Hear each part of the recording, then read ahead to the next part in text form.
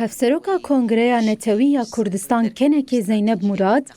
تێکیلداری ئەنجامین کۆنفرانسا یەکرێزی و یەکهەلوێستا کوردی لە ڕۆژاوای کوردستانی یاکود 26 نیسانê دەهاتە دارخستن ji Anhayê axivî. Zeyneb Murad konferansa yekirêziyê bi serkeftineke mezin bi nav kir. ڕاستی سەرکەفتنێکی مازن بوو پێنگاوەکی ئەتکارم بێژم پێنگاوەکی دیرروکیش بوو تایبەت بوو وێ قۆناغێدا ئەم تێدا دەرباز دەبین وەکو گەلی کورد گشتی و تایبەتش بوو ڕۆژاوای کوردستانی پشتیوان گوهارتنە کودە سەر ئاستا وڵاتی سووریەدا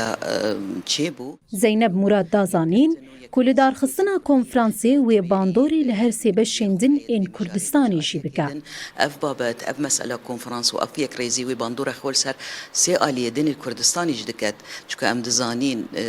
pirsa Kurd her çar aliye bi hevra girêdaye çareserkirina pirsekê ji her beşekî Kurdistanê wê bandora xwe erênî ser beşê dinê Kurdistanê biket. Medît çawa dê Bakurê Kurdistanê da piştê wê pêvajûyê de piştê wê peyama aştiyê ya Rêza Abdullah Öcalan peyama aştî û civaka ديمقراطيك وأف بانج وباندورة خو تشاول سر آلية دنكر تبعي أف مجاريش وباندورة خو بك وممكن أموكو بينغافا كي سركا يعني ستارتا كي جبو برفرح كرنا خباتي كي أكيتي ويكريزي نتوي وكدما كي دريجة بالصالانة كارو خباتن برفرح بوهاتية كرن لي خوش بختانة دروجافاي كردستان دا أنجامي ومديد وأو دكارة ببيتا بينغافا أساسية بينغافا سركي كو أم بكارين بيش روجي دا جبو هرچار آلية كردستان دا أم بكارين كونفرانسا نتوي گشتي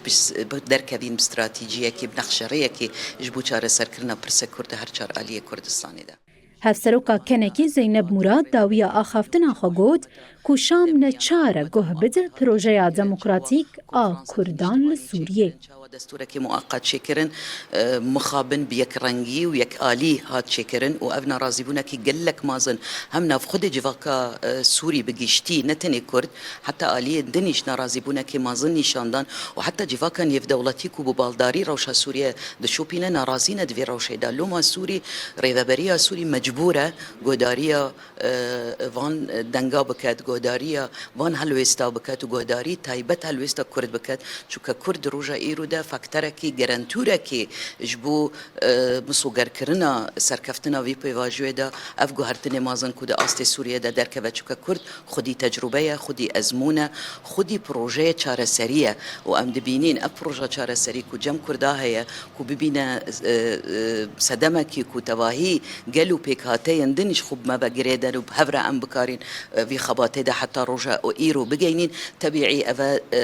rêveberiya Sûrî dixete قناغه كده تبيا ايدي نكاره دما بيج ده گوداري نكد نكاره البرچاو نگره اف گوهرتن مازن